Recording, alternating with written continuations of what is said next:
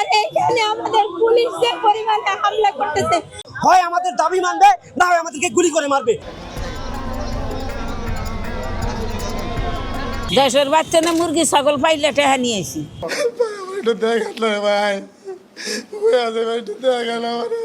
ও ভাই রে, তুই কই মাইশা বলে যে এত ছোট বয়সে অটো চালাসকে। একেবারে পাগল। একসাথে রয়েছি দুজন,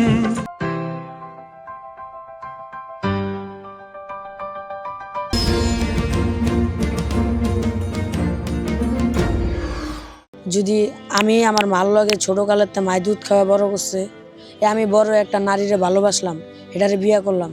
এই বিয়া করার পরেতেই নারীটা কইলো যে তোমার মার লগে থাইকই না, আলে দেওয়া যাওগা। এইটাই একটা নারীর লেগা কি লেগা আমি ভাই আমার মার লগে তার আলে দমু। যদি আমরা আজকে টাকা না দেই তখন কেউ দেখবো না, যদি কালকে দেই কালকে ভালো, যেদিন টাকা দিব সেই দিন ভালো। এছাড়া নারী মানুষ খালি অশান্তি সংসারের মধ্যে। আমার বয়স এখন 14, বাসার একটু সমস্যা না, এই জন্য মানে বাবা মারা গেছে, আর মা রান্দাবাড়ির কাম করে, আর ভাই আছে বইনে দেশে। এছাড়া আমার ভাই আর মা একলা সংসার চালাইতে পারে না, এর লেগে আমি কামটা করতেছি। 2 ভাই 1 বোন, না আমি সবাই ছোট। বড় ভাই এম্বোটারি কাম করে, রিক্স হলে কি করুন ভাই, সংসার দেখতে হয় না, মা আর ভাই তো পারে না, এর লেগে আমি করতেছি। না মানে এটা ভাড়া রিক্সা, এটা ভাড়া নিয়ে আমি চালাই। মানে অসুবিধা অনেক সময় হয়, যখন জ্যাম ম্যাম পরে তখন একটু অসুবিধা হয়। মাইশা বলে যে এত ছোট বয়সে অটো চালাসকে, হেরা কেমন বুঝবো যে কার সংসারে কেমন কি চলতেছে, আমার সংসারে কি চলতেছে এটা কি এটা বুঝবো ভাই? এটা তো আমি বুঝতেছি দেখে আমি চালাইতেছি, আমি বুঝি দেখে আমি চালাই। আমি যখন ছোট ছিলাম তখন মারা গেছে। হ্যাঁ, এই পরে এই আস্তে আস্তে সংসার চলতো। এই এখন ভাই আর মায় এরা, এই ভাই বিয়া করছে, এই বিয়া করার পরেতেই মানে একটু সংসারের চাপ আরও বেশি হয়েছে। বিয়া করার তো খরচ গেছে একটু, এই জন্য একটু চাপ পড়ছে মার উপরে। কারণ মায়ের আরও ঋণ আছে, মানে মাঝে মধ্যে আমার ভাবি মানে অনেক চ্যাট দেখায়, জিদ করে, মানে ঝগড়া লাগে, একটা একটা ব্যাপার লাগি, মানে কয় যে আলে দেওয়া জমু হ্যান ত্যান, মানে একটু চ্যাট দেখায় বাইর লগে। হ্যাঁ, আবার মার লগে বাবির লগে চেতাচেতি ওরা মার লগে চেতাচেতি, মানে একভাবে হয়, পরে আবার শান্তশিষ্ট হয়ে যায়। যদি আমি আমার মার লগে ছোটোকালেতে মায় দুধ খাওয়া বড় করছে, আমি বড় একটা নারীরে ভালোবাসলাম, এটারে বিয়া করলাম। এই বিয়া করার পরেতেই নারীটা কইলো যে তোমার মার লগে থাইকই না, আলে দেওয়া যাওগা। এইটাই একটা নারীর লেগা কি লেগা আমি ভাই আমার মার লগে তার আলে দমু। একটা নারীর লেগা আমার মাই তো আমার তো ছোটোকালেতে বড় করছে। পড়াশোনা করছো কত? হ্যাঁ, 3 পর্যন্ত, কিন্তু হেডা করলো তার ভাই ওইব না। আমার মায়ের এখন ঋণ আছে, আর আমার ভাইও দেয় না 10,000 টাকার বেশি। এই জন্য পুরুষ মানুষ যদি একটা সংসারে থাকে, সংসারটা ভালোই থাকে। আর যদি নারী মানুষ থাকে, নারী মানুষ খালি একটু থালা গড়া দই কাম কাজ করে, কাপড় গোছায়, এই বইয়া থাকে। আর যদি আমরা টাকা পয়সা সংসারে না দিই আমরা খারাপ হয়ে যাবো। আঙ্গর মানে যত প্রকার গালাগালি আছে সব করতে পারবোই, সব গালাগালি করব। যদি আমরা একদিন টাকা না দেই, একটা মাসে যদি একটু সমস্যা হয়, যদি আমরা আজকে টাকা না দেই তখন কেউ দেখবো না, যদি কালকে দেই কালকে ভালো, যেদিন টাকা দিব সেই দিন ভালো। এছাড়া নারী মানুষ খালি অশান্তি সংসারের মধ্যে। হীরা যেমন মূল্যবান, বাবাও এরকম মূল্যবান। হীরা দিয়া যেমন অনেক কিছু কিনা যায়, এই বাবাও যেমন থাকে না, বাবারতে যা চাই তা দিয়া দেয়। এই যে বাবারতে যদি চাই যে এটা দাও, বাবা প্রথম না করে, পরে একটু জিদ দেয়, পরে কিনা দেয় কষ্ট হয়। কিন্তু এটা কিনার লাগে আর কত কষ্ট হয়েছে এটা হেরটা হ্যাঁ জানে, হের কটুক গাম ফালাইতে হয়েছে এটা আমি জানি। আবদার ভাই করে লাভও নাই, আবদার করলে কেমনে পূরণ করুন, সংসার টাকা দিতে হয়, এটি দেখতে আবার আবদার করে কি লাভ।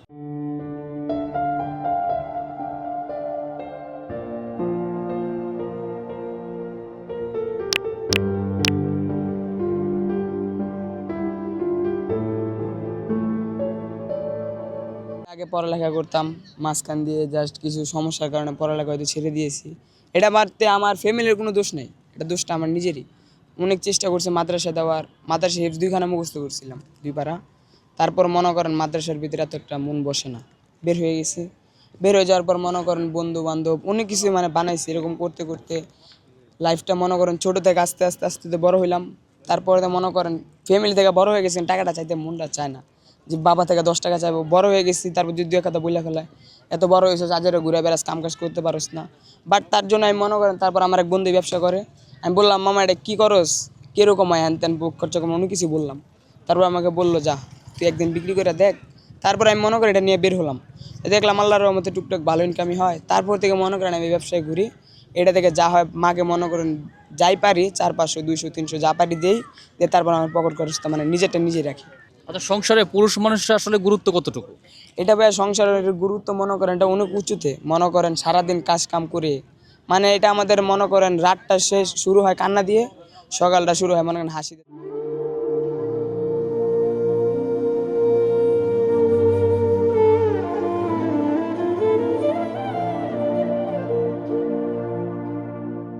তারপর ফ্যামিলির সামনে আমরা যাই করি, হাসি খুশি যাই থাকি, বাট আমরা কাজে বের হলে আমাদের মনটা মানে মুভটা অন্যরকম হয়ে যায়। তারপর আমরা কাজে বের হই সারাদিন কাজ করি, কত কষ্ট করি, রাত্রেবেলা যখন বাসায় যাই, যার পর যখন ফ্যামিলির চারটা দিকে তাকা একটা হাসি দেই, ওনার যদি মুখটাকে ভাইয়া বেজার করে ফেলে, তখন মনে করেন দুনিয়ার ভিতর সবচেয়ে কষ্টটা ওই টাইমটাই লাগে। বাট আমরা বলতে পারি না ওই টাইমটার কষ্টটা আমরা কোথায় রাখবো, ওইসব মনে করেন অনেক কষ্ট লাগে। তো বাট আজ পর্যন্ত আমি আল্লাহর রহমতে বলতে পারবো আমার ফ্যামিলি কোনোদিনই আমার কোনো কাজে রাখা হয়নি, জাস্ট পড়ালেখা ছাড়ছি ওই কারণে রাখিস। অনেক রকম মানে অনেক রকম কথাবার্তা বলছে, রাগারাগি করছে, এখনও বলে ভাই আমাকে পড়তে, কিন্তু আমি পড়ি না। এটা মনে করেন যে জায়গা থেকে বের হয়েছে যে আর যাইতে মন চাচ্ছে না। আচ্ছা, তোমার বয়স কত? আমার বয়স ভাই 15। কত বছর বয়স থেকে তুমি কাজ করো? এটা ভাই বেশি না, 2-2.5 বছর।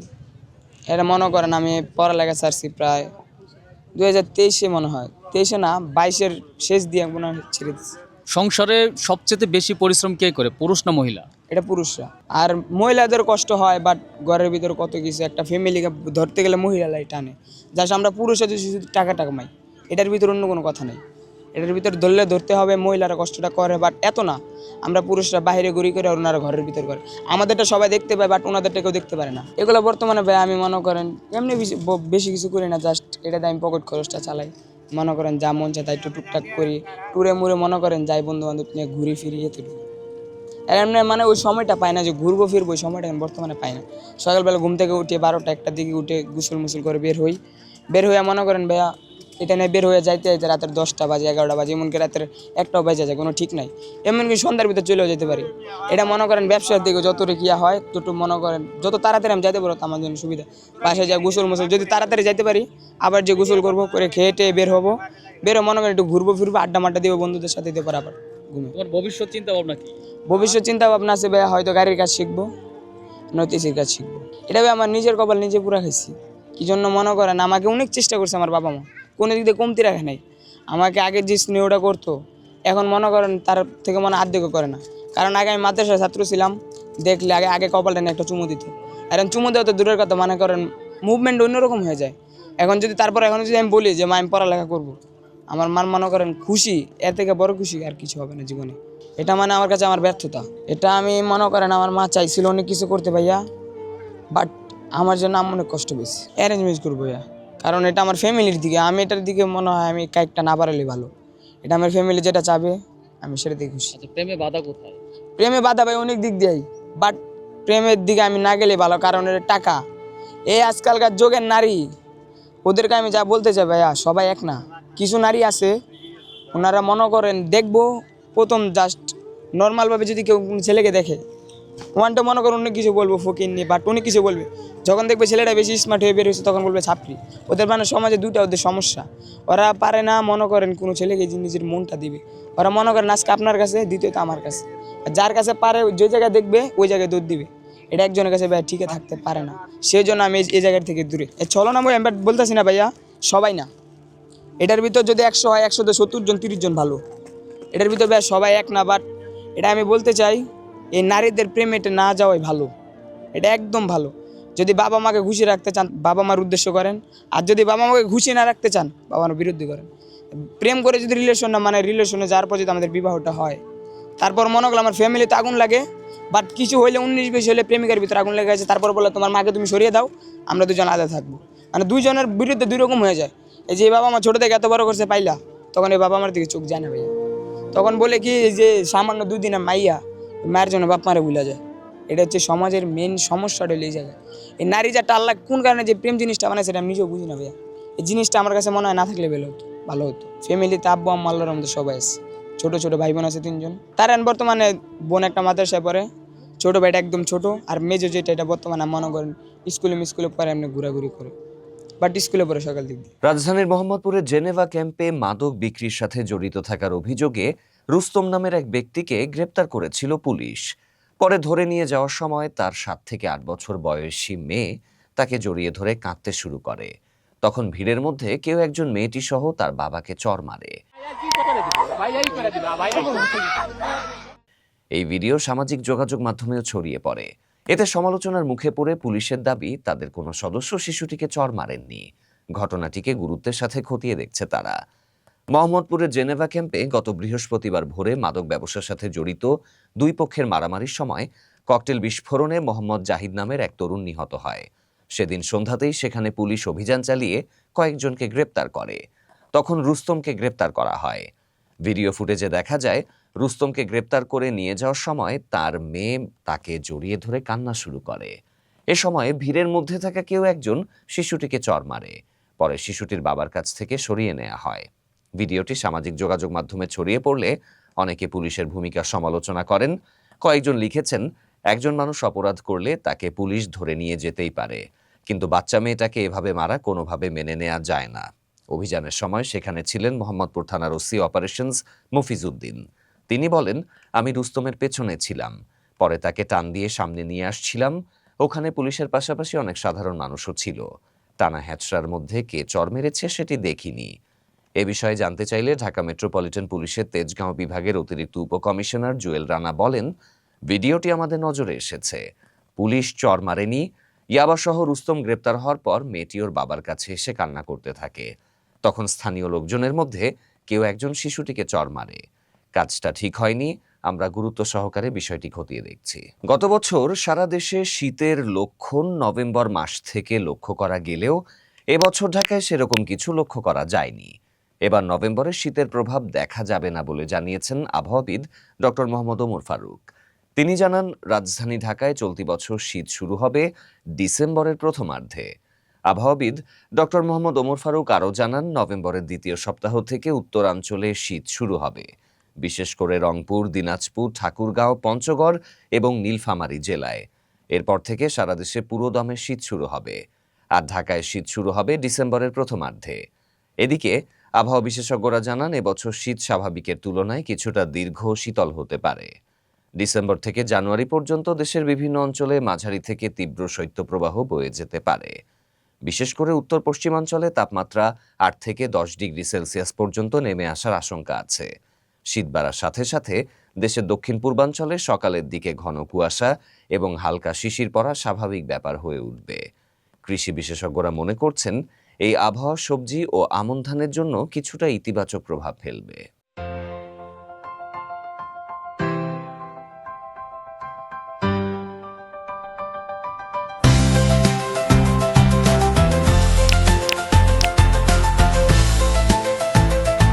মার্কিন প্রেসিডেন্ট ডোনাল্ড ট্রাম্প মালয়েশিয়ায় পৌঁছে বিমানবন্দরে নাচে মেতে উঠলেন। কুয়ালালামপুর বিমানবন্দরে তাকে স্বাগত জানাতে একদল স্থানীয় শিল্পী ঐতিহ্যবাহী নৃত্য পরিবেশন করছিলেন। তাদের পরিবেশনা দেখতে দেখতে হঠাৎ নিজেও নেচে ওঠেন ট্রাম্প।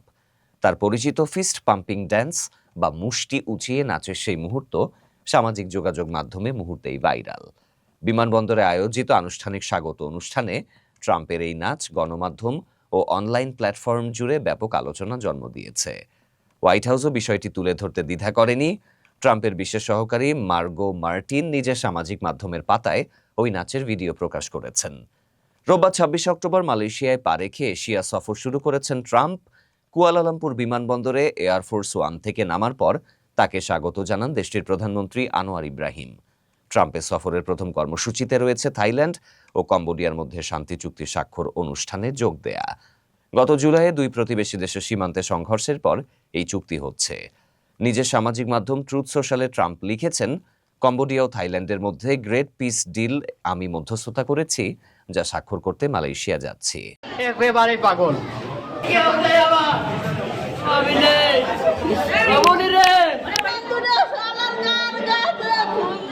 ঝিনাইদহের শৈলকুপা উপজেলায় মানসিক প্রতিবন্ধী শ্বশুরের বঁটির কোপে নিহত হয়েছে পুত্রবধূ। রোববার ২৬ অক্টোবর ভোরে উপজেলার পাইকপাড়া গ্রামে এই ঘটনা ঘটে। নিহত পুত্রবধূর নাম লিমা খাতুন। জানা যায়, ভোররাতে প্রকৃতির ডাকে সাড়া দিতে ঘর থেকে বের হন লিমা খাতুন। সে সময় তার শ্বশুর মকবুল শেখ হঠাৎ ধারালো বঁটি দিয়ে তাকে আঘাত করে। এ সময় লিমার চিৎকারে পরিবারের লোকজন এসে গুরুতর আহত অবস্থায় তাকে উদ্ধার করে শৈলকুপা উপজেলা স্বাস্থ্য কমপ্লেক্সে নিয়ে গেলে চিকিৎসক মৃত ঘোষণা করে। শৈলকুপা থানার ওসি মাসুম খান জানান, মকবুল শেখ দীর্ঘদিন ধরে মানসিক প্রতিবন্ধী। এই ঘটনার খবর পেয়ে পুলিশ ঘটনাস্থল পরিদর্শন করেছে। মরদেহ উদ্ধার করে ময়নাতদন্তের জন্য ঝিনাইদহ সদর হাসপাতালের মর্গে পাঠানো হয়েছে। ওই গৃহবধূ শ্বশুরকে আটক করে থানায় নিয়ে আসা হয়েছে। একসাথে রয়েছি দুজন। ঢালিউডের প্রয়াত নায়ক সালমান শাহর মৃত্যুর ২৯ বছর পর তার সাবেক স্ত্রী সামিরা হক সহ ১১ জনের বিরুদ্ধে হত্যা মামলা পরিচালনার নির্দেশ দিয়েছে আদালত। ঢাকা শহরের ৬ষ্ঠ অতিরিক্ত মহানগর দায়রা জজ জান্নাতুল ফেরদৌস ইবনে হক মামলাটি রমনা থানায় তদন্তের জন্য পাঠিয়েছেন। রমনা থানার ওসি গোলাম ফারুক জানিয়েছেন, আসামিদের দেশত্যাগ রোধে ইমিগ্রেশন কর্তৃপক্ষকে তথ্য পাঠানো হয়েছে। মামলায় ১১ জনকে এজাহারভুক্ত আসামি করা হয়েছে। এছাড়া অজ্ঞাত আরও কয়েকজনকেও আসামি হিসেবে উল্লেখ করা হয়েছে। মামলা তদন্ত কার্যক্রম শুরু হয়েছে। ওসি বলেন, মামলার ১১ আসামির খোঁজ নেওয়া হচ্ছে। কেউ কেউ দেশের বাইরে থাকতে পারেন। দেশের ভেতরে থাকা আসামিদের শনাক্তে মোবাইল ট্র্যাকিং সহ বিভিন্ন তথ্য প্রযুক্তি ব্যবহার করা হচ্ছে। শিগগিরই আসামিদের গ্রেপ্তার করে আইনের আওতায় আনা হবে। মামলার পুনরুজ্জীবনের পর সামিরার কোনো খোঁজ পাওয়া যাচ্ছে না। তার ব্যবহার করা ফোন নম্বর বন্ধ এবং হোয়াটসঅ্যাপেও যোগাযোগ সম্ভব হচ্ছে না। এছাড়া মামলার অপর আসামি ডন হকও টানা কয়েকদিন ফোন ও বার্তার কোনো সাড়া দেননি। সালমান শাহ ১৯৯৬ সালের ৬ সেপ্টেম্বর ঢাকার ইস্কাটনের বাসায় ফ্যানের সাথে ঝুলন্ত অবস্থায় মারা যান। দীর্ঘদিন অপমৃত্যু মামলা হিসেবে চলা তদন্তে police bureau of investigation PBI তাদের চূড়ান্ত প্রতিবেদন সালমান শাহ আত্মহত্যা করেছেন বলে জানিয়েছিল। তবে তার মা নীলা চৌধুরী শুরু থেকেই প্রতিবেদনটি অস্বীকার করে আসেন এবং দাবি করেন তার ছেলেকে হত্যা করা হয়েছে। এই উজ্জ্বল নক্ষত্র ২৭টি ছবিতে অভিনয় করে ঢালিউডে বিশাল জনপ্রিয়তা অর্জন করেছিলেন। মামলার পুনরুজ্জীবনের খবর প্রকাশের পর ভক্তদের মধ্যে উত্তেজনা ও আশার অনুভূতি দেখা দিয়েছে। প্রত্যক্ষদর্শীদের বরাতে জানা গেছে, ১৯৯৬ সালের ৬ সেপ্টেম্বর সালমান শাহ প্রেম পিয়াসী ছবির ডাবিং করছিলেন। ডাবিং রুমে তার সঙ্গে নায়িকা শাবনূর ছিলেন। তার সাবেক স্ত্রী সামিরা হকও ডাবিংয়ের সময় উপস্থিত ছিলেন। পরে বিভিন্ন জটিল পরিস্থিতির কারণে রাতের সময় সালমান শাহকে ফ্ল্যাটে পৌঁছে দেয়া হয়। চলচ্চিত্র পরিচালক শাহ আলমের বরাতে জানা যায়, শেষের দিকে সালমান মানসিক চাপে ছিলেন। পরিবারের সাথে সম্পর্ক ও প্রযোজকদের সাথে বোঝাপড়ার ঘাটতি তাকে চাপের মধ্যে রেখেছিল। আগে শুনতাম বেশিরভাগই আপনার চিপা চাপা বিভিন্ন জায়গায় আর কি মোবাইল নিয়ে যায়, টাকা নিয়ে যায়, মানিব্যাগ নিয়ে যায়। এখন আর কি কিছুটা হইলেও কমছে। আরও প্রশাসনের আরও টাইট হইতে হবে, আরও কঠিন হইতে হবে সামনের দিকে। আমার কাছে তো ভাই সবই জনগণ তো যারে চায় মূলত, সেখানে বিএনপি থাক, জামাত থাক, জাতীয় পার্টি থাক, যেই থাক, জনগণ যারে চায় সুষ্ঠু ভোট হোক, জনগণ যারা চায় সেই হোক, এটাই আমি চাই। এখন যে নিত্য দ্রব্য যে বাড়তেছে, এর জন্য সরকার যতটা সম্ভব চেষ্টা করতেছে, কিন্তু এটা কমাইতে হলে ভোট দরকার আর কি। ভোট দিয়ে একটা সরকার আনা দরকার। আসলে আগের চেয়ে তো অনেকটাই কমছে। প্রশাসন যেভাবে গাইড দেওয়ার দরকার ওইভাবে দিতেছে, আরও কঠোর হইতেছে। যার জন্য আবার আমরা যারা ইয়ং জেনারেশনের লোক আছি তাদেরকে আরও শক্ত হইতে হবে।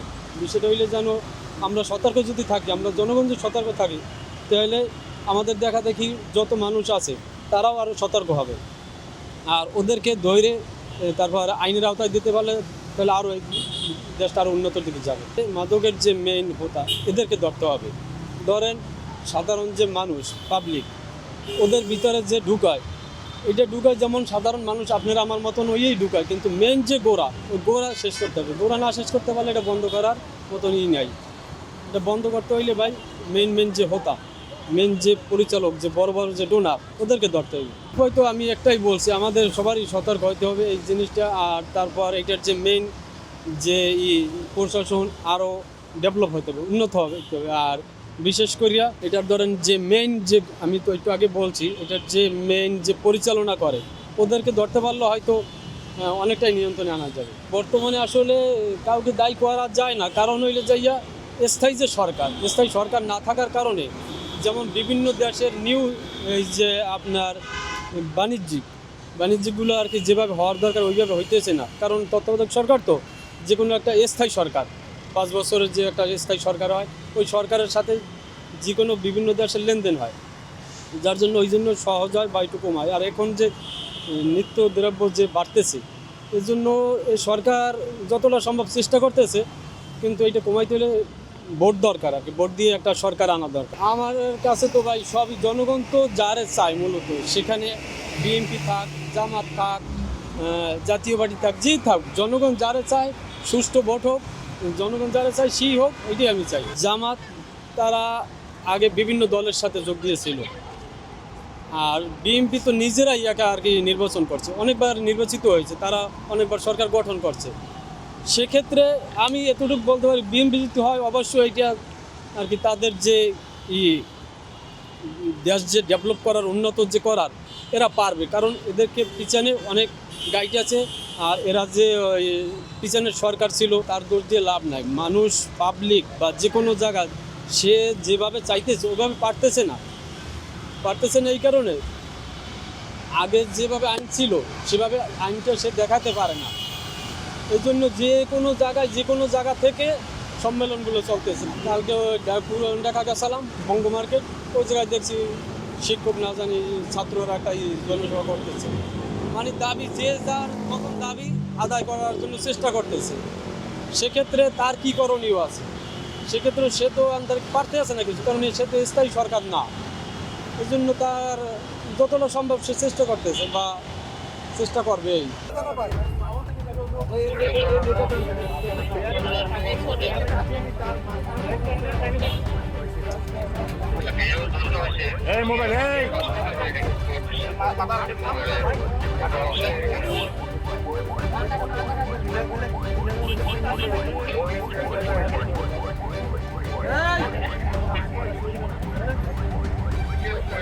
এখন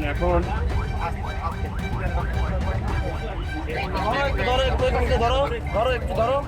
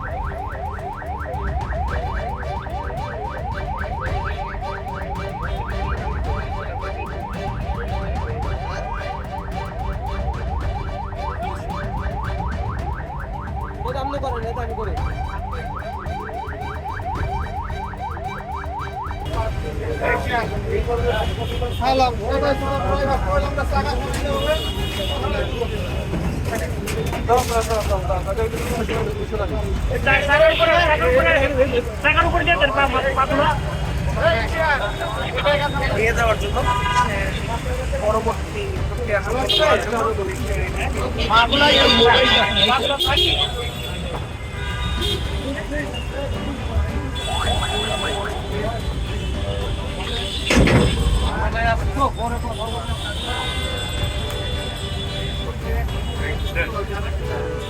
ভাই রাস্তা কোথায় নিয়ে যাবেন বলেন?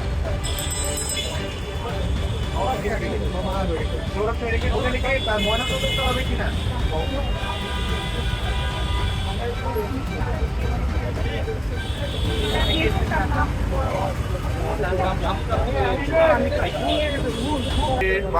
বারোটা 35 মিনিটের সময় আপনার এই যে মেট্রো রেলের ওখানে যেটা বেয়ারিং প্যাড বলে, এই বেয়ারিং প্যাড করে একজন পথচারী, তার নাম আবুল কালাম, উনি স্পট ডেথ হয়, উনি ঘটনাস্থলে মারা যায় এবং আমরা তাৎক্ষণিক ঘটনাস্থলে আসি এবং আমরা লাস্ট পোস্টমর্টমের জন্য আমরা সরারদি হসপিটাল ফেরত করি। কিভাবে আপনারা এখানে জানতে পারলেন? পরবর্তীতে মোবাইলের মাধ্যমে আমরা জানতে পারি যে এরকম ঘটনাটা ঘটছে এবং আমরা দ্রুত মোবাইলটা দূর থেকে নিতে পারবো, 5 মিনিট আমরা ঘটনাস্থলে পৌঁছি এবং আমরা আইন অনুযায়ী যেটা ব্যবস্থা আমরা সেটা নিব। আমরা যদি দেখি কোনো দুর্ঘটনা বা কোনো অবহেলা আমরা আগে তদন্ত করবো, তদন্ত করে যদি দেখি যে কারো অবহেলা আছে আমরা ব্যবস্থা করবো। কর্তৃপক্ষের সাথে কথা বলে, সিনিয়র সাথে কথা বলে উপর থেকে মেট্রো বন্ধ। আসলে তো এইটা একটা পার্টস, এই পার্টস ছাড়া মেট্রো তো চলে না যতটুকু আমি জানি আর কি। তো এই কারণে মনে হয় মেট্রো বন্ধ মনে হচ্ছে আর কি। এই ভদ্রলোক এখানে হেঁটে যাচ্ছিল। জি জি, উনি আসলে পথচারী, আমরা যতটুকু জানতে পারলাম উনি পথচারী, এবং ওনার সাথে যে কাগজপত্র আছে ওনার পাসপোর্ট থেকে যেটা জানতে পারলাম, ওনার নাম আবুল কালাম, ওনার বাড়ি হলো নড়িয়া শরীয়তপুর, নড়িয়া থানা, শরীয়তপুর জেলা। ধন্যবাদ।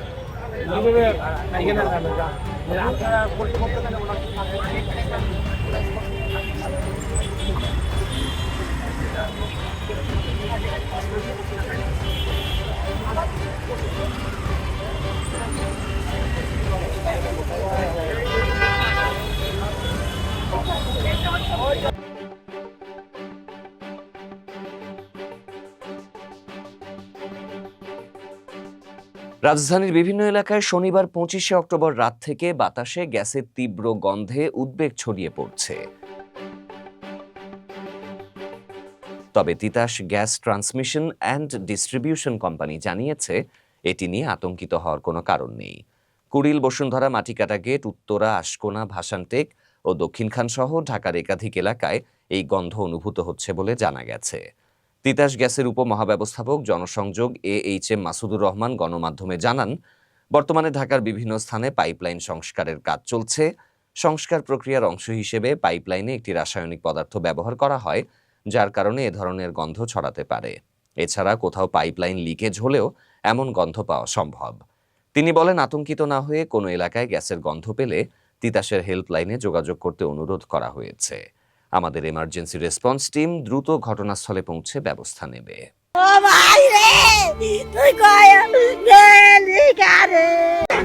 এখানে একটা দুর্ঘটনা ঘটেছে। এই জায়গায় একটা বিয়ারিং পরে একজন পথচারী নিহত হয়েছেন। সড়ক ও রেল উপদেষ্টা ফাউজুল কবির খান বলেছেন, মেট্রো রেলের বিয়ারিং প্যাড খুলে নিহত হওয়া ব্যক্তির পরিবারকে প্রাথমিকভাবে 5 লাখ টাকা ক্ষতিপূরণ দেয়া হবে। এছাড়া তার পরিবারে কর্মক্ষম কোনো ব্যক্তি থাকলে তাকে মেট্রো রেলে চাকরির ব্যবস্থা করা হবে। রোববার 26 অক্টোবর দুপুরে দুর্ঘটনাস্থল পরিদর্শনে এসে তিনি কথা বলেন। প্রাথমিকভাবে পরিবারকে 5 লক্ষ টাকা সাহায্য দেওয়া হবে, নিহতের পরিবারকে দেওয়া হবে। এরপরে নিহতের পরিবারে যদি কোনো কর্মক্ষম ইয়ে থাকে তাকে মেট্রো রেলে চাকরি দেওয়া হবে। উপদেষ্টা ফাউজুল কবির বলেন, নিহত ব্যক্তির পরিবারের সব দায় দায়িত্ব মেট্রো রেল গ্রহণ করবে। প্রাথমিকভাবে নিহতের পরিবারকে 5 লাখ টাকা ক্ষতিপূরণ দেয়া হবে। পরে নিহতের পরিবার যদি কর্মক্ষম সদস্য থাকে তাহলে তাকে মেট্রো রেলে চাকরি দেয়া হবে। আহতদের আমি একটু পরে হাসপাতালে দেখতে যাব এবং তাদের চিকিৎসার প্রয়োজনীয় ব্যবস্থা গ্রহণ করব। তিনি আরও বলেন, দুর্ঘটনায় সেতু বিভাগের সচিব মোহাম্মদ আব্দুর রউফকে আহ্বায়ক করে 5 সদস্যের তদন্ত কমিটি গঠন করা হয়েছে। আগামী 2 সপ্তাহের মধ্যে কমিটি তদন্ত প্রতিবেদন জমা দেবে। রাজধানীর ফার্মগেট এলাকায় মেট্রো রেলের বিয়ারিং প্যাড খুলে পড়ে আবুল কালাম নামে এক যুবক নিহত হন। দুপুর 12:30টার দিকে দুর্ঘটনাটি ঘটে। নিহত ব্যক্তির বাড়ি শরীয়তপুরের নড়িয়া উপজেলার ঈশ্বরপাটি গ্রামে বলে জানা গেছে।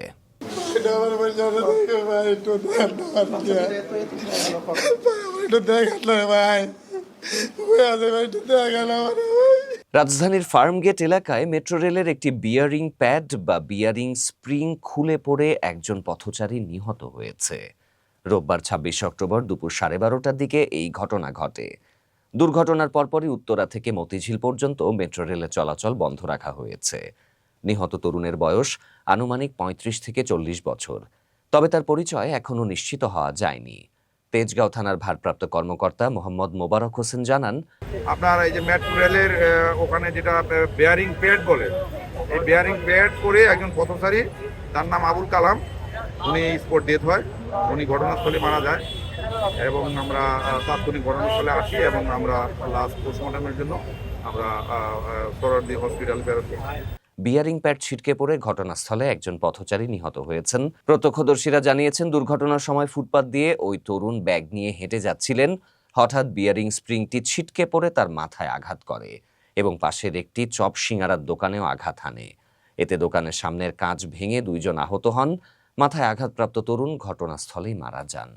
এর আগেও গত বছরের 18 সেপ্টেম্বর খামারবাড়ি এলাকায় মেট্রো রেলের একটি বিয়ারিং প্যাড ছিটকে পড়ে। তখন আগারগাঁও থেকে মতিঝিল পর্যন্ত ১১ ঘন্টা ট্রেন চলাচল বন্ধ থাকে।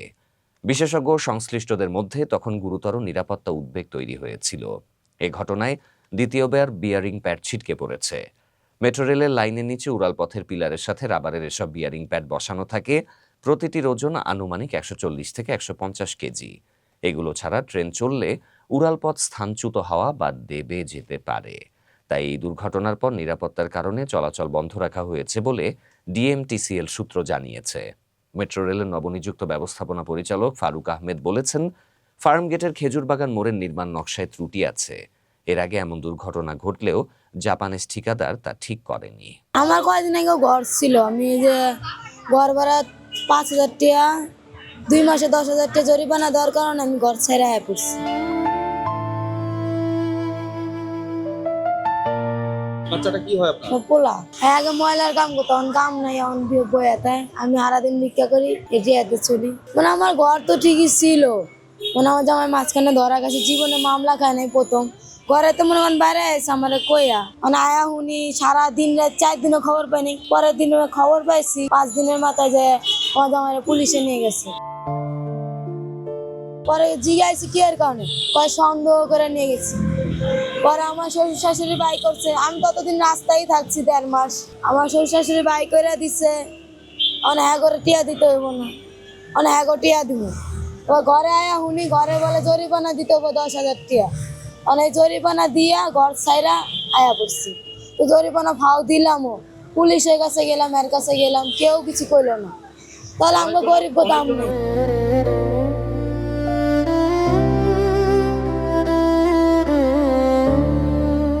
না আমি খাই না, আমি খাওয়ার ভিতরে একটা গুলি করি, আমার লগেও আছে। এই যে আমগো জিনিস একটাই গুল, এই যে এটা, এছাড়া আমরা আর কিছু খাই না। আমার পোলা দুধ পানির টাকায় তো আমার জোগাইতে কষ্ট হয়ে যায়। দৈনিক যে স্টানে একটা ভাই আছে, কালকে রাতে ১৫০ টাকা দুধ চিনি কিনা দিচ্ছে, আবার দুপুরবেলা ভাত কিনা দিচ্ছে। আমি দোয়া করি ঠিক আছে, আমার টিয়া দেয় না, এটা ঠিক আছে, কিন্তু তারপর আমার ছেলের খাওয়ানটা কিনা দেয়, আমার একটু সুপ্রিয়া। ঘরে যদি একটা ঘর দিত, ঘরে সবকিছু আমরা ব্যবস্থা করে নিতাম, আর একটা কাম দিত, আমরা কাম করে এলেও খাইতে পারতাম। কতটুক এই এখন কর্ম, অহংকার কামাই এখনই শেষ। দৈনিক ৩০০ টাকা, ৩০০ টাকা কয়দিন চলে? এইটা তো আমগো না পেট ঠিকঠাক চলে না, আমগো খরচ চলে। কোনো মতন পোলার খরচটা চালাই, আর দিনের বেলা বাচ্চা এনে খাই, পোলারে নিয়ে যায়। ওই আজকে দুপুরে ভাত দিছে দিকে আর চাওয়ার লাগে নেই, নয়তো ওই যে মেজবাড়ি রেস্টুরেন্ট, ওই কলেজে পোলা এনে তাই এগো বাড়িতে যায় বাচ্চা আনে। ওই আমার জামাই অন কামে, কাল পরশু দিনও কামে লেগে গেছে, তাই লোক হয়ে গেছে, আর যাওয়া যাবে না, আয়া বয়ে রয়েছে। আমার সরকার চাওয়া একটাই, একটা রুম দিয়ে কাম করে ভালো দেখা, আর কিচ্ছু লাগবে না। কাজটাও আমরা ব্যবস্থা করে নিতে পারবো। কেউ তো কাছেই লয় না আমরা তো রাস্তা দিয়ে ঘর কি জীবন ভালো। ৩ বছর মনে হয় হাত তো যাই না, জাগা ঘুরাতে সাফ করি তাই এনে আমার নাতিনার আসারও খেলে তাই মাঝে নামতে না আছে, মা আছে মাঝে স্বামী তো বিয়ে গেছে, স্বামী হাতে যাই না, দেয় মাসে ১০ টাকা ৫ টাকা দেয়। আমার নাতিনটা আছে, ভাত না আনে, খাওয়াই খাই। এর মা আছে না, মা দেয় নাতি, আর নাতিন আছে না, এটা আমার নাতি, সব আর আমার নাতি। তাই জায়গা ঘোরা দেই, একটু চাই, জায়গা সাফ না করলে থাকতে দিব, জায়গা সাফ করছি দেখে না থাকতে দিব, মা কাছে জায়গা ঘোরা দেয় তাই। নানি কে যে গাড়ি চলে না, হেঁটে দিয়ে আসা, খান ভাত দিয়ে আসা। কারণ থেকে অনেক মানুষের রাইতে গাড়ির ভিতরে দেওয়া যায়, আর অনেকজন দেয় না। আমরা তো রাস্তা দিয়ে ঘর কি জীবন ভালো। অনেকজনে কয়, আবার অনেকজনে বলে না। লেখাপড়া করতে চাও, লেখাপড়া করে কি হতে চাও? পুলিশ পুলিশ হলে সবারে ধরে নিয়ে এলাম না, যেটি সিন্দাইকার হ্যাঁ করে অনেকজন গাড়ি পাতি মুড়ি পাতি লয়ে যায়। রোদ উঠে না, রোদে তারা একটু শ্যামা থাকবে, একটু হয়ে আছে। আর স্টেনে বাইরে আছে না, হ্যাঁ দেয়, স্টেনে বাইরে আছে না, দেয় খেয়াল করে। শীতের দিন আইতেছে না, কম দিব না, জামা কাপড়, শীতের জামা কাপড়, সুইটের, জ্যাকেট, একটা থাকার ব্যবস্থা। একটা থাকার ব্যবস্থা লাগবে, থাকতে পারি ভালো মতো, চোখি জানি কিনতে পারি। আমি তো লাস্টে আমার বাসা নাই গা, পরে জায়গা দেশে যেতে হইলে 20,000 টাকা লাগবো, যেতে 20,000 টাকা লাগবো জায়গা কিনতে। পরে আমরা তো টাকা আরো জমাইয়া আরো টাকা লাগবো দেশে বড় হইয়া চাকরি করতেছে। যে কোনো একটা কাজ পাই, দৌড়ে যদি একটা কাজ করতে পারি, নাইলে টেম্পু হেল্পার করতে পারি, নাইলে অনেক জায়গায় কাজ করতে পারি। কেউ তো কাছে এলো না, কেউ আমাদের কাছে এলো না। দেশের বাচ্চা না মুরগি ছাগল পাইলে টেহা নিয়েছি। দোয়া করেন আল্লাহ জানি শরীর ভালাকে কর্ম করে খাইতে পারি, মানুষের কাছে জানি হাত বাড়ার না নাগে। দিলে কইরা খাবার পথ করে দিলে তো আমি এই রাস্তায় বমু না। দেশে থেকে হাঁস মুরগি ছাগল টাগল গরু টরু পাইলে চলবো। তাতে কি আমাকে দিব না?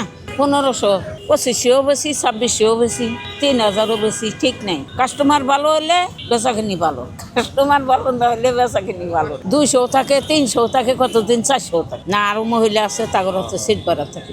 আমি নিজে ভাগ করে খাই। এই যে আজকে দিনেই হোটেলে খাই আইলাম 40 টাকা ডিম ভাত। সকালেই বসি কেবল খাই আইলাম। দেশের বাচ্চা না মুরগি ছাগল পাইলে টেহা নিয়েছি। গাড়ি ভাড়া দিয়েছি 2500 টাকা জোগাইছিলাম। গাড়ি ভাড়া দিয়েছি 1000 টাকা খরচ হয়েছে, আর 1500 টাকার মাল কিনতে। আর আমার বয়সে এখন মনে করেন স্বামী নাই, পোলা নাই, একটা মেয়ে মানুষের হাতে দিছি। নিজের পেটের পোলাই বাদ দেয় না, পড়ার পোলায় বাদ না দিলে আমি কি করবো? করবার তো আমার কিচ্ছু নাই। আপনার কাছে আমি 10টা টাকা চাবার গেলে তো আমার লজ্জা লাগে না? আপনার কাছে আমি তো আপনি তো সম্পাদিক, তাই না? আপনার কাছে যদি আমি 10টা টাকা চাই, 10টা টাকা চাবার গেলে তো আমার লজ্জা করে। আমি এই জন্য 5 পয়সা খাই। ওদের উদ্দেশ্য একবারে নিছ ছোট হওয়া, আপনার কাছে হাত বাড়ান না, আমার ছোট হওয়া। আর এবার আমার ইচ্ছা স্বাধীন, ফেরা যদি না করে আমার তো কিছু করবার নাই। দুঃখ না, ঘরে স্বামী নাই, পোলা নাই, নিজের জমি নাই, মেয়ে বিয়ে দিছি তারাও দেখশন করে না, তাহলে আমি দুঃখী না? আমি কি সুখী? কেউ দেখাশোনা করতে পারো না? না, কেউ দেখেন, আল্লাহ দেয় আমার আল্লাহ দেখে। কি কারণের সাধ্য মতে মনে করেন আমার খালি দেশে বাড়ি যাইয়া 2 বিঘা মাটি বন্ধক নিয়ে দিলেই আমি গরু ছাগল পাইলে চলবার পাবো। ধান মনে করেন 2 বিঘা মাটি আমাদের দেশে 1 লাখ 1.5 লাখ টাকা হইলে 1 বিঘা মাটি পাওয়া, 1.5 লাখ হলে 1 বিঘা মাটি পাওয়া যায়, 2 লাখ হলে 1.5 বিঘা মাটি পাওয়া যায়। 12-13 মন করে ধান কন্টেকে পাওয়া যায়, কন্টেকে দেয়। তাহলে 12-13 মন ধান যদি আমার হয়, আমার এই পেটের ভাতের অভাব কোনো। আমি যদি হাঁস পালি, মুরগি পালি, ছাগল পালি, 5 ওয়াক্ত নামাজ পড়ি, আর কি আমার আর কিছু করবার নাই তো? কুরবানি দিন এই সারবা মসজিদের সময় যাও নিছি, এক বেড়ায় আমার কয় বলে এই যে আগুরা, এই যে ফার্ম গেট আগুরা, কোনো তেল দিমু, চাল দিমু, ব্যাগ সবকিছু দিমু, আমার 2000 টাকা দেন। টাকা দিয়ে আমার কাছ থেকে নিয়ে গেল, আমাকে ওই আরো গাড়ি নিয়ে যাইয়া সিঁড়ির নিচে খাড়া করাই থিয়ে কোনো জায়গালো আমি আর পাইলাম। আমি তো মনে করছি আমি গরিব মানুষ, আমার দিবেই। আমি তো জানি না যে আমার দিব না।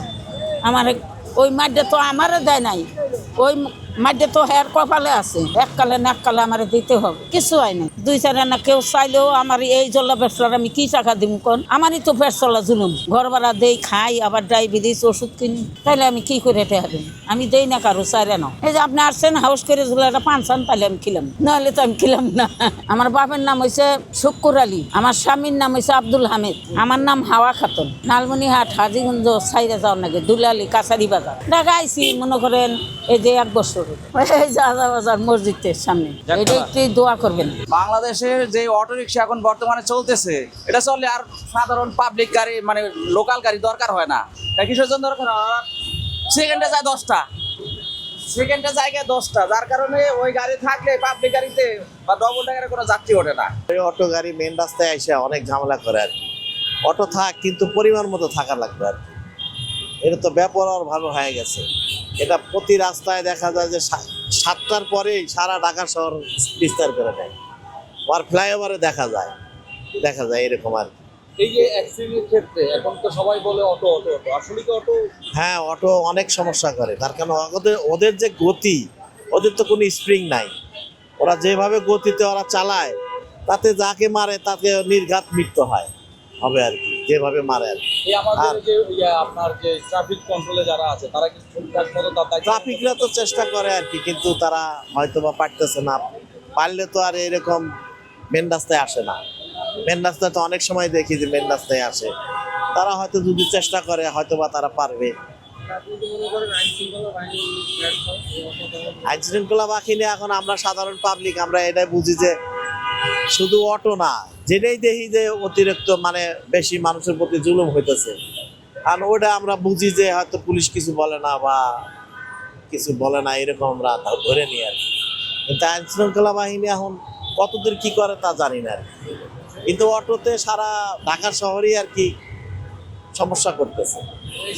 আর পরিমাণ অটো উঠা দেখ সেটা পরিমাণ হবে, আর পরিমাণ থাকার অত রাস্তা মেপে দেখ। আগে যেমন বেরিবান্ধে উঠতে সাহস পেত না বা বিভিন্ন জায়গায় উঠতে পারতো না, এখন তো সব জায়গায় ওঠে। অটোর মেইন হচ্ছে এদের তো কোনো কাগজপাতি নেই, এদের তো কোনো ধরি নাই, এদের কোনো বাধ্যবাধকতা নাই, এরা ইচ্ছা মতো চলবে পারতেছে, কেউ কিছু বলতেছে না, এই জন্য বৃদ্ধি হয়ে যাচ্ছে। শহরের জন্য যে যত কথাই বলুক, শহরের জন্য অটো গাড়ি বন্ধ করা সুইটেবল। সে অলি গলি বা বাইরে চলুক সেটা হলো অন্য জিনিস, কিন্তু ঢাকা শহরে রাস্তা হলে আমাদের ছোট, গাড়ির যানবাহন হলে বেশি, আমাদের কি অবস্থা তো নিজেরা বোঝেন। ঢাকা শহরে অলিগলি সব জায়গায়, আবার উল্টা পাল্টা সব জায়গায় যে কোনো মানে তাদের মন খুশি।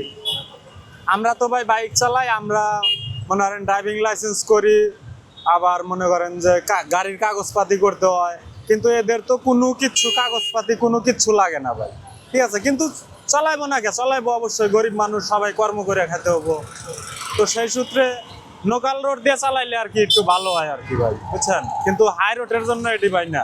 মেইন রাস্তায় কি কি ঝামেলা করে অটোগুলা?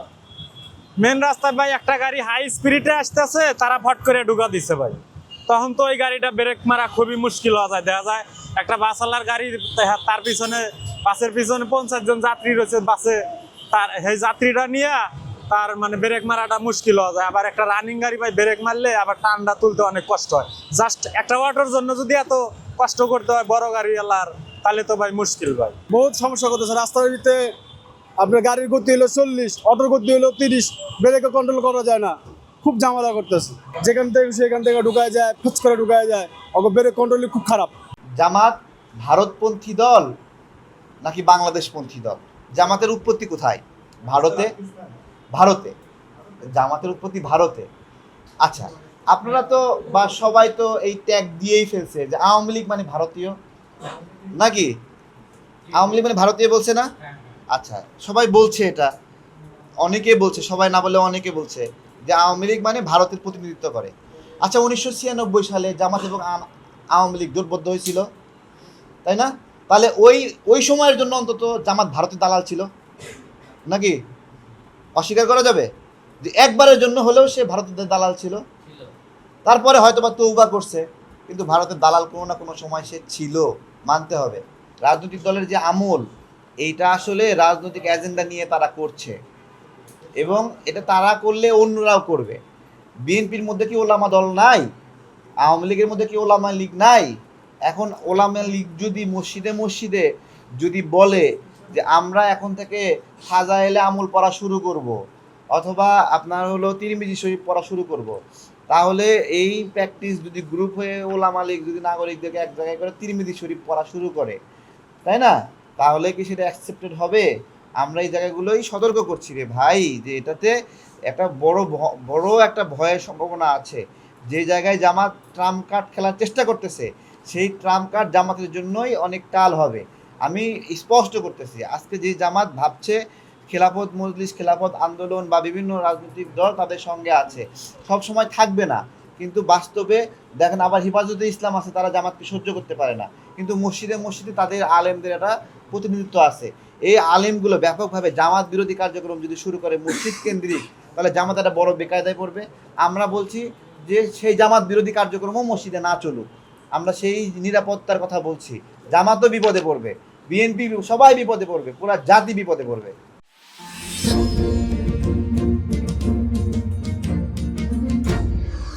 হয় আমাদের দাবি মানবে, না হয় আমাদেরকে গুলি করে মারবে। আমাদের প্রতিনিধির সাথে কথা বলছেন, আমরা বলেছি আলোচনা করেন, আলোচনা সফল হলে আমরা রাস্তা ছেড়ে দিব, অন্যথায় এর আগে কোনো প্রকার আমরা রাস্তা ছাড়ছি না। বলছি আমাদের শ্রুতি লেখকটাকে এমন করে দিতে হবে যাতে আমরা আমাদের শ্রুতি লেখক নিয়ে দিতে পারি। জীবনে কাউকে চিনি না, তাকে নিয়ে নাকি আমার পরীক্ষা দিতে হবে। তারা পরীক্ষাতে গেলে কর্মচারী পিউন তাদেরকে দিয়ে দেয়, কিন্তু আমাদেরকে আমাদের যোগ্য পরীক্ষা দেওয়ার জন্য সুযোগ দিতে হবে। আমরাও চাকরি করতে চাই। এই যে বিভিন্ন দৃষ্টি প্রতিবন্ধীদের জন্য যেসব স্কুলগুলো আছে, পিএসটিসি বলেন, 64 বিশ্ববিদ্যালয় 64 জেলায় যে আমাদের জন্য যেই দৃষ্টি প্রতিবন্ধী শিক্ষা কার্যক্রম আছে, সেখানে শুধুমাত্র দৃষ্টি প্রতিবন্ধী ব্যক্তিরাই সুযোগ পাবে, অন্য যাতে কেউ সুযোগ না পায়। এরকম কিছু দাবি আমরা করেছি। আমরা কোনো আহামরি দাবি করি নাই। আমরা দাবি করেছি যে প্রথম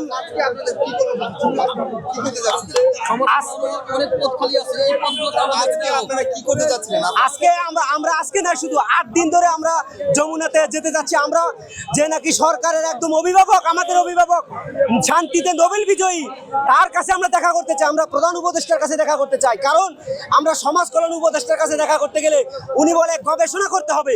ওনার কি গবেষণা কবে শেষ হবে, কবে কি হবে আমরা তো জানি না। উনি শুধু গবেষণাতে এখনো আছে।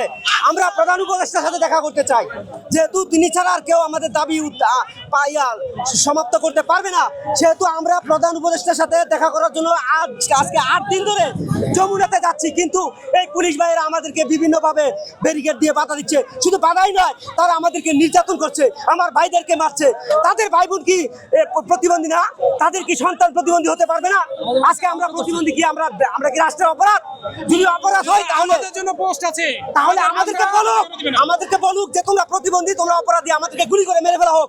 আজকে এখানে কথা বলতেছে, কথার শেষে যেন এটাই আসে, হয় আমাদের দাবি মানবে, না হয় আমাদেরকে গুলি করে মারবে। তাহলে আমরা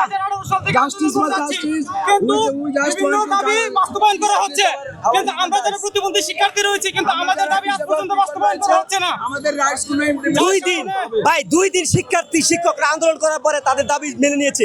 আজকে 8 দিন হচ্ছে আমাদের এই দাবি প্রধান উপদেষ্টা কানে কি যাচ্ছে না, তারপরে উনি আসছে না। উনি শান্তিতে নোবেল বিজয় পাচ্ছে, তাহলে এই কি শান্তি? কিছু কথা বলতে চাই। শিক্ষকরা যেহেতু ভাই আন্দোলনটা করছে, তাদের আন্দোলন কিভাবে মাইনে নিতে পারে? আচ্ছা গেল, তা আমরা কি দোষ করছি? আমাদের দোষ একটাই, আমরা প্রতিবন্ধী। আমাদের দোষ একটাই। তাহলে জন্ম দেওয়া হয়েছে কেন? জন্মটা ওই দিনকে নাকি এক মহিলা পুলিশ বলে যে কর্মের ফলে নাকি প্রতিবন্ধী হয়। উনি কিভাবে এই কথা বলতে পারলো? উনি কি, আমরা কি পাপিষ্ঠ? জন্মের আগে কি কেউ কর্ম করতে পারে? নারী হয়ে কিভাবে এই কথা বলে? আজকে পুলিশের কাছ থেকে আমরা যেরকম সহযোগিতা সেটা পাচ্ছি না। পুলিশরা তো আর তাদের নিজের ইচ্ছা করতেছে না, উপর থেকে নির্দেশ দেওয়ার ফলে এরকম করতেছে। যে সরকার উপদেষ্টা নির্দেশ দিতে পারে, তারা কতটা নিষ্ঠুর। পৃথিবীর মধ্যে আছে যারা প্রতিবন্ধী আন্দোলন করতে গিয়ে মার খায়। আপনারাই আমাদের এইগুলা প্রচার করেন, আর এইখানে আমাদের পুলিশ যে পরিমাণে হামলা করতেছে, ভাই ওরা আমাদেরকে শুধু চাপা মার দেয় যাতে আপনাদের চোখে না পড়ে, আপনারা যাতে এটা জনগণের চোখে না পড়ে। পুলিশ আমাদেরকে চাপা মার দেয়। আজকে কি ধরনের কর্মসূচি ছিল আপনাদের? আমাদের কর্মসূচি আজকে ছিল, আমরা আমাদের যে বিভিন্ন কলেজ বিশ্ববিদ্যালয় থেকে আমরা গ্রাজুয়েশন কমপ্লিট করছি, আমাদের যে সার্টিফিকেট আছে এগুলো আমরা পুড়িয়ে ফেলবো। আমরা এই সার্টিফিকেট দিয়ে কি করব? আমাদের এই সার্টিফিকেটের কোনো মূল্য নেই। আমরা পড়াশোনা করে আজকে বেকার অবস্থা। আপনাদের কোটা কি বাতিল করে দেওয়া হয়েছে কিনা? কোটা আমাদের 1% দেওয়া আছে, সেটা 0.5% তৃতীয় লিঙ্গের জন্য আর 0.5% সম্পূর্ণ প্রতিবন্ধীদের জন্য। আপনি গ্রাজুয়েশন কমপ্লিট করেছেন? জি। কি সাবজেক্টের উপর করেছেন? সরি বুঝি না। কি সাবজেক্টের উপর গ্রাজুয়েশন? আমি ইসলামিক হিস্ট্রি এন্ড কালচার। আপনি কি ধরনের চাকরি প্রত্যাশা করেন? আমাদের যে সেক্টরগুলো ফাঁকা আছে আমাদের জন্য, সেইগুলোতেই আমাদের তো 5 ট্রাক অ্যাক্সিডেন্ট করে মারা যায়, তারা যেন পুলিশের গাড়ি চাপা পড়ে মারা যায়, তারা যেন ডিউটিতে এসেছিল তারা যেন মারা যায়।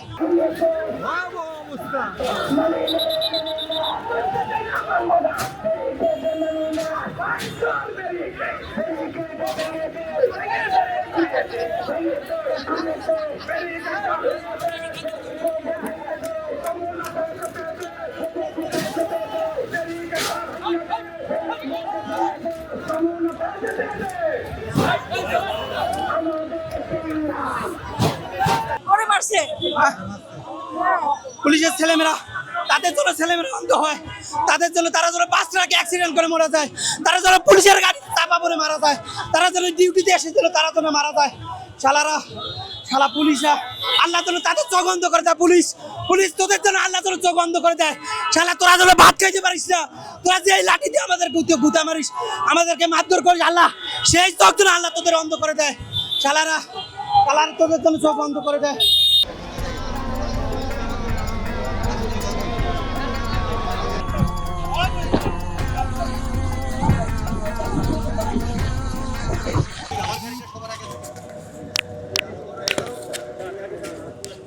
হযরত শাহজালাল আন্তর্জাতিক বিমানবন্দরের কার্গো ভিলেজে অগ্নিকাণ্ডের ঘটনা তদন্তের জন্য তুরস্কের ৮ সদস্যের একটি বিশেষজ্ঞ দল ঢাকায় এসেছে।